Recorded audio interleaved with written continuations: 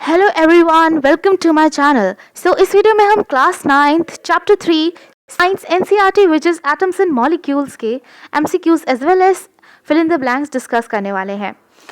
Without any further delay, let's get started. Now first question, what is the value of Avogadro's number? ये आपको पता होना चाहिए, बहुत इंपॉर्टेंट है। ठीक है, तो आपको ऑप्शंस गिवन है, आपको करेक्ट आंसर बताना है। So the answer is B, which is 6.022 into 10 is to power is known as the Avogadro's number. So आपको ये पता होना चाहिए as ये बहुत important है। Now next question देखिए, if 12 grams of carbon has n atoms, then the number of atoms in 12 grams of magnesium will be। अगर 12 grams of carbon में n atoms है तो कितने एटम्स प्रेजेंट होंगे 12 ग्राम्स ऑफ मैग्नीशियम में? 2n, 3n, n/2 और n। So the answer is C, n/2 ये formula लगेगा अगर आपको एटम्स फाइंड करने हैं तो।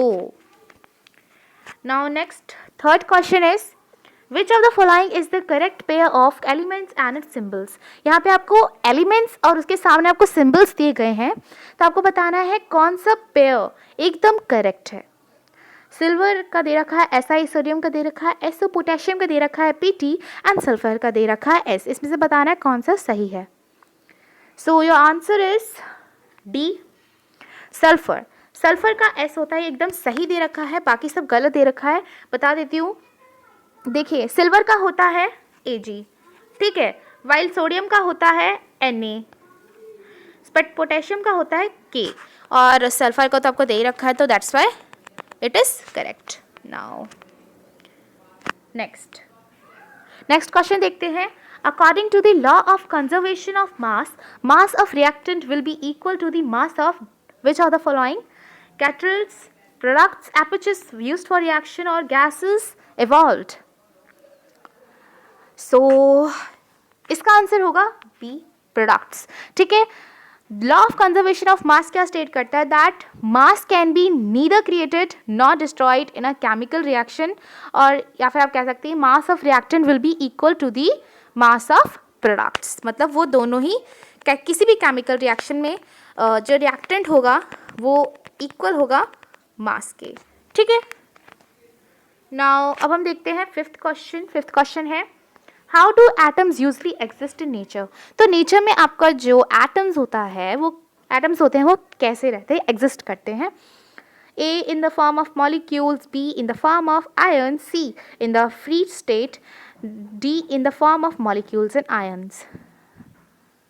So इसका आंसर होगा simply D, in the forms of molecules and ions में ही रहते हैं, राइट? मॉलिक्यूल्स में जब एटम्स कंबाइन होते हैं तो वो क्या बनाते हैं? मॉलिक्यूल्स बनाते हैं। ठीक है, और नेगेटिव और पॉजिटिव चार्ज जो कंटेन करते हैं एटम्स, मॉलिक्यूल्स बना के, तो वो होते हैं हमारे आयंस। तो ये ऐसे नेचर में एग्जिस्ट करते हैं आपके एटम्स। नाउ नेक्स्ट क्वेश्चन देखते हैं।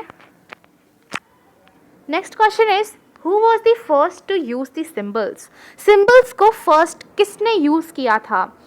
ठीक है, फॉर द एलिमेंट्स के लिए Joseph L Priest, Berzelius, Antoine L Lavoisier, Dalton. So इसका आंसर आपको पता ही होगा। So answer is D, Dalton ने इन्वेंट किए थे ये सिंबल्स। ठीक है, पहली बार। Now seventh question, who started the law of conservation of मास? किसने, स्टेट है, स्टार्टेड नहीं, किसने स्टेट किया था law of conservation of mass को? थॉमसन ने, लेविसन ने, डाल्टन ने या कैनवेंडिश ने? 1 second प्लीज।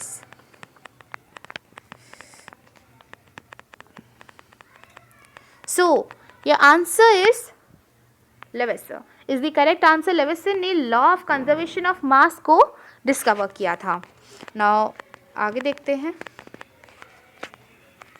आगे क्या देखा है? 8th question, which constitute of air mono atomic? यहाँ पे आपको दे रखा है मोनो, आपको पता होना चाहिए मोनो एटॉमिक, डायो एटॉमिक, पोली एटॉमिक क्या होता है। मोनो एटॉमिक वो एटॉमिक जिसमें 1 आयन प्रेजेंट हो, राइट? डायटोमिक में आपको 2 आयन्स प्रेजेंट होते हैं एटम्स, ठीक है, आर्गन, वाटर वेपर, ऑक्सीजन या nitrogen. So your answer is A, argon होता है हमारा मोनो एटॉमिक का एग्जाम्पल, ठीक है।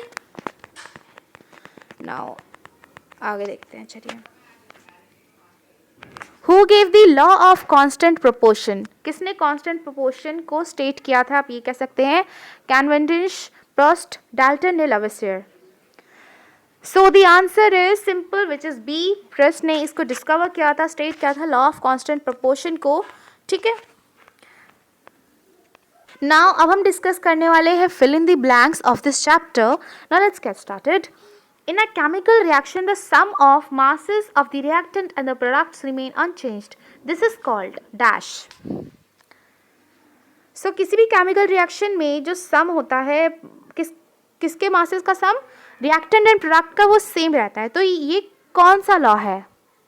इसको कहते हैं law of conservation of mass, as you know very well, ठीक है। या फिर आप ये भी कह सकते हैं then mass can be neither created nor destroyed in a chemical reaction. This is called the law of conservation of mass. Now let's move to the next question. Next question is a group of atoms carrying a fixed charge of them is called. तो एक group of atom जो fixed charge contain कर रहा है उसे हम क्या कहते हैं? So we call it the polyatomic ions, ठीक है। एक ग्रुप ऑफ एटम जो एक ही फिक्स चार्ज को कंटेन कर रहा हो, जैसे पॉजिटिव चार्ज को कंटेन कर रहा है, तो उसको हम पॉलीएटॉमिक आयंस कहते हैं, या फिर एक फिक्स चार्ज को कंटेन करता हो उसको हम कहते हैं polyatomic ions. Now next third question, elements are represented by symbols and molecules by dash. तो जो आपका एटम्स रहता है वो रिप्रेजेंट किया जाता है by symbols and molecules by which, 1 second. So your answer is chemical formula, ठीक है। आपके जो एलिमेंट्स है वो सिंबल्स और मॉलिक्यूल से रिप्रेजेंट किए जाते हैं, बाय केमिकल फॉर्मूले से रिप्रेजेंट किए जाते हैं, ठीक है। Now let's move to the next question. The next question is the combining power of an element is known as its. जो कंबाइनिंग पावर होती है किसी भी एलिमेंट की उसको क्या कहते हैं?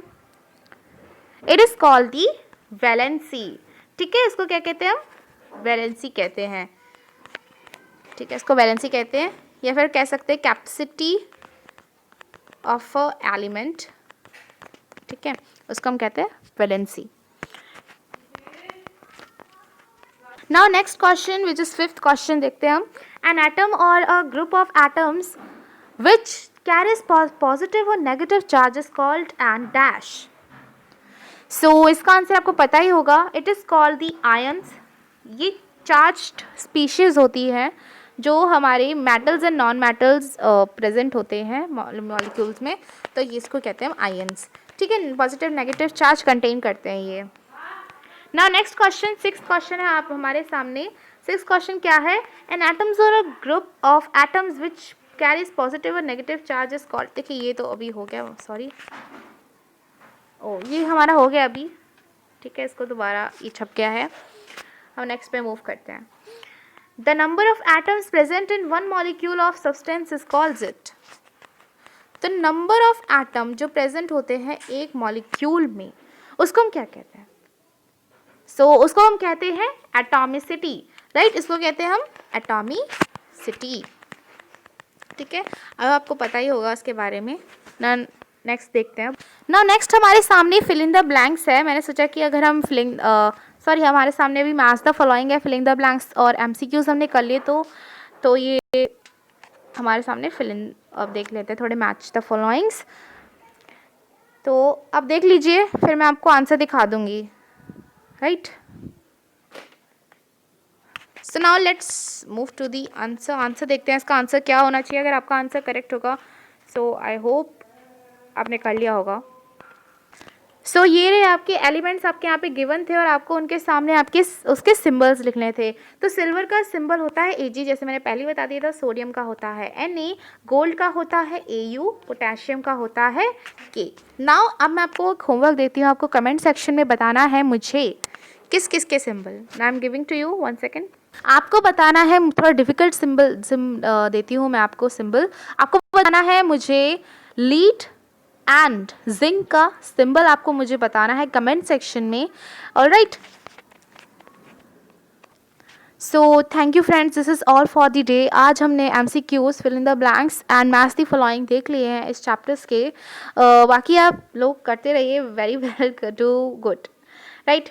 So please like, subscribe and comment my channel. और जो मैंने आपको होमवर्क दिया है कि आपको मुझे जिंक एंड लेड का ये एलिमेंट्स मैंने आपको दिए हैं, आपके इसको सिंबल बताना है, आपको खुद से बताना है। All right, so have a good day, stay safe, stay healthy at the home. For today, bye bye.